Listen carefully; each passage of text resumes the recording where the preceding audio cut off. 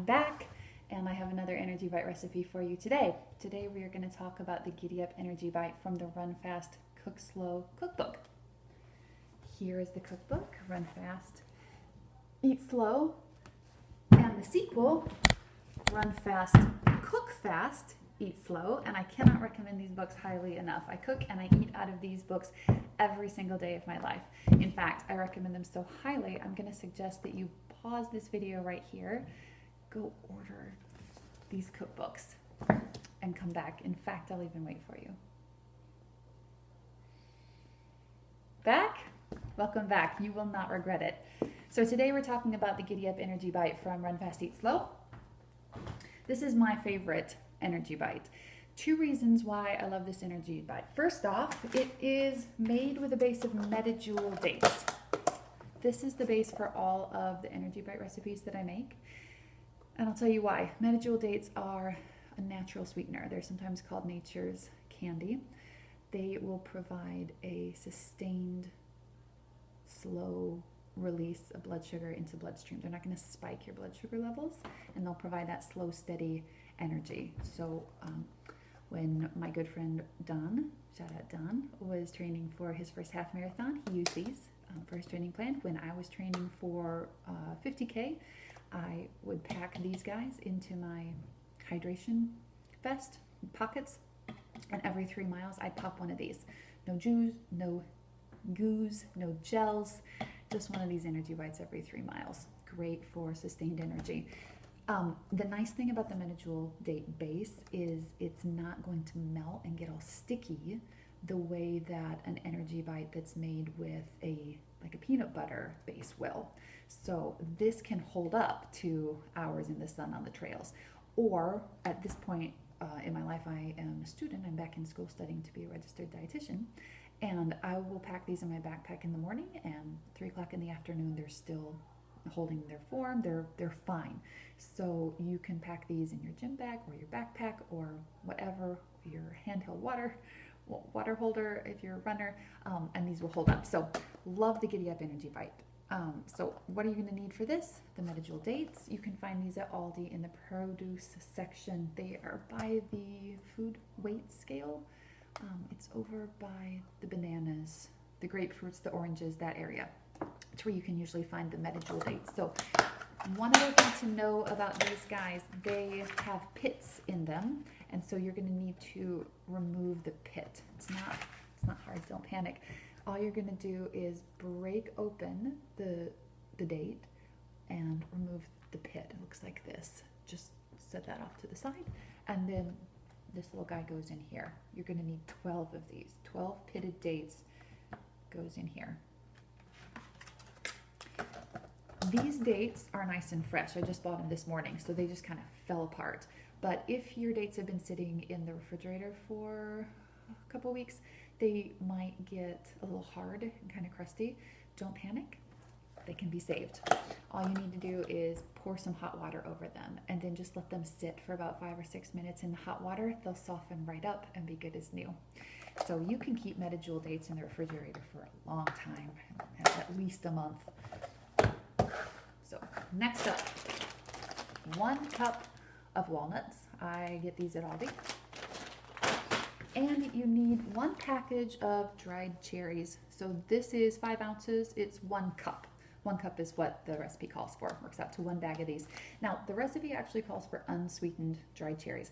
I have been to every store in Watertown, and I cannot find unsweetened dried cherries. So if you live in the Watertown or Oconomowoc area and you ever find unsweetened dried cherries, please let me know. I would be forever grateful. I haven't been able to find them, so this is the next best thing. It does have some added sugar, but that's because I can't find unsweetened. And nothing else that's going in here today has added sugar to it. So the little bit of sugar in here, it's not going to kill you. So 1 package of dried cherries, I get it from Aldi. Next up, nut butter, 1/4 cup of almond butter. So this is not the base, but it kind of knits it all together. Just a 1/4 cup. I use Justin's because it has just almonds and a little palm oil in it. Most natural peanut butter has sugar added. I mean, almond butter. Most almond butter has sugar added to it. So make sure when you're buying your natural almond butter that you check the ingredients. The only thing listed there should be almonds, maybe some salt, maybe a little oil. It should not say sugar. The word sugar should not appear in the ingredient list, okay? So Justin's, you can find this at Walmart or Pick and Save.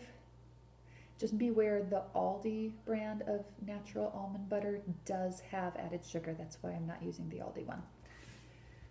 All right, that's our almond butter. Next up, baking cocoa.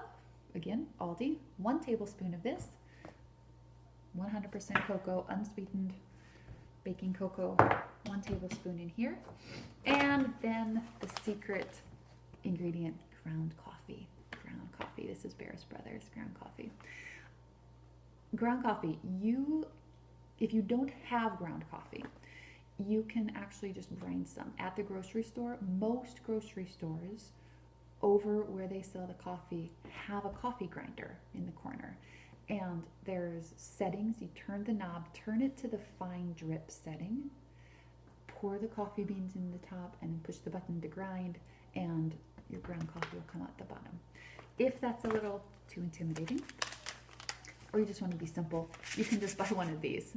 These are those 1 pot serving pouches, and this is ground coffee. So you can do that. And then last but not least, we have 1/4 teaspoon of our fine sea salt. They don't sell this one at Aldi either, the fine sea salt, but pretty much any other grocery store would have that. All right. Oh, also the coffee, that was 2 tablespoons. 2 tablespoons of this, 1/4 teaspoon of this. All of that's going to go in here into the food processor. This is a Black & Deck 12-cup food processor. It's about $35 on Amazon.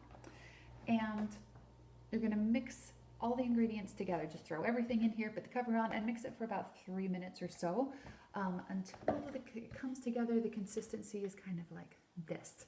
Now what we're going to do is roll it into balls. And then the last step, we're going to roll it in unsweetened coconut, toasted coconut, and roll it around for a nice little crunchy coating. So toasted coconut, you can find unsweetened coconut at Walmart in the baking aisle. It's next to the sweetened, but look for the unsweetened coconut. Spread it on a baking sheet.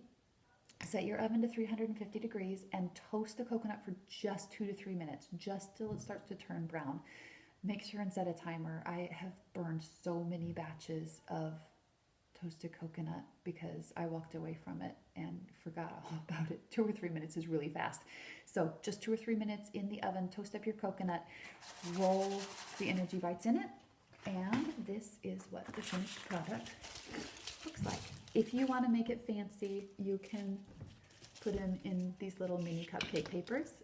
If you want to be really fancy around the holidays, you can get themed mini cupcake papers. So around Christmas, Valentine's Day, whatever, put it in there. It's a nice little treat for your coworkers or your family or your class participants. There you go. Enjoy.